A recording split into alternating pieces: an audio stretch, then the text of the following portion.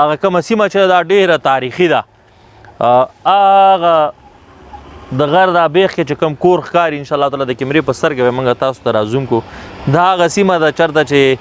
د بمونو مور استعمال شوې وه هغه خلک چې دلته د آبادۍ او د سوکالۍ په نوم باندې راغلي او یو څو پولچکه او یو څو هغه پوستې موستې جوړې کړې وې د جالونو څخه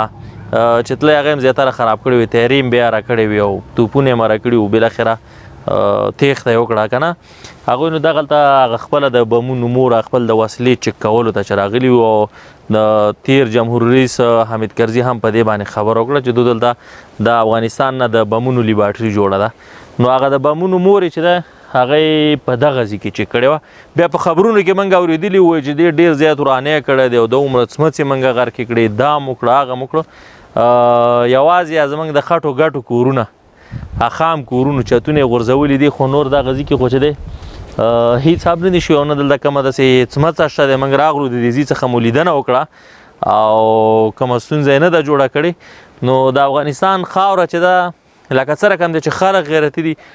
دا خلک د دې غیرتي خاورې څخه جوړ دي دلته د کلا دغه هر یو خښته یا دغه هر یو د خټې هغه چم چې ایښودل کېږي نو داسې چې غورځئ خلک ورسره وایي هله هله که نه یعنې د الله په نوم باندې هر یو چم ایښودل شوی دی او انشاءالله تعالی دلته د بمونو مور دا د چا کار نه ورکوي خو په هغې وخت کې دلته نړیواله میډیا نه راپرېښودل کېدل صرف دی دلته چک او نړیوال ته خپل هغه ویډیوګانې ښکاره کړه چې موږ دغومره ځایونه وران کړه دا ټول ځایونه چې دلته کوم کورونه وران دي بلکل دلته وران کورونه شته دي کنډر دي کورونه په خپلو چتونو باندې پراته دي خو هغه هم په نور بمبارونو کې ایښي دي مطلب دا د بمونو مور په دغه ځای کې ناکامه شوې ده زه به ورته دغسې یو نوم ورکړم نو د اچین ولسوالۍ ته راغلي د مامان درې ته او د بمونو د مور باندې مشهوره وه نو په دې ځای کې غورځېدلې ده هغه ځای ښکاري انشاءالله کیمرې باندې به یې رازوم هم کړو او راځئ د مامان درې ته موږ داخل ته ورځو ګورو دلته کورونه ګورو د خلکو ژوند ګورو نو دا را سره وڅارئ انشاءالله تعالی دا ویډیو او خو دا ویډیو هغه چا ته ور ورسوئ چې بمونو مور دلته ډېر هغه یې کړي وو که نه هماغه مخالفین دغه کړي وژلي وو هغه کړي نو مطلب دا دې خاوره باندې چې دا درانه بمونه کار نه کوي تر څو پورې چې بله کومه لاره استعمال نه کړي نو خوشبختانه زموږ وطن جوړ دی ښه شنې دي ښه شنه او ښکلې دره ده راځئ دره را سره راشن بشي زرغون بشي وطن افغانستان په زړو کې مو کرل د جانان افغانستان په زړو کې مو کرل د جانان افغانستان افغانستان افغانستان افغانستان افغانستان چې کله د هم څوک راته نوم واخلي د زړه سره چې کله د هم څوک راته نوم واخلي د زړه سره زه سم ورسره چیغې کړم قربان افغانستان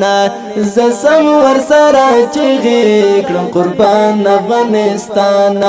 راشن بشي زرغون بشي وطن افغانستان په زړو کې مو کرل د جانان افغانستان په زړو کې مو کرل د جانان افغانستان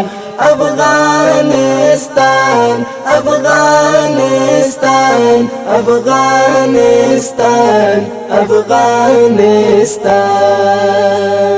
هجرت د بل وطن دا او کډواله زندگی دا هجرت د بل وطن دا او کډواله زندگی دا هجرت د بل وطن دا او کډواله زندگی دا پتړ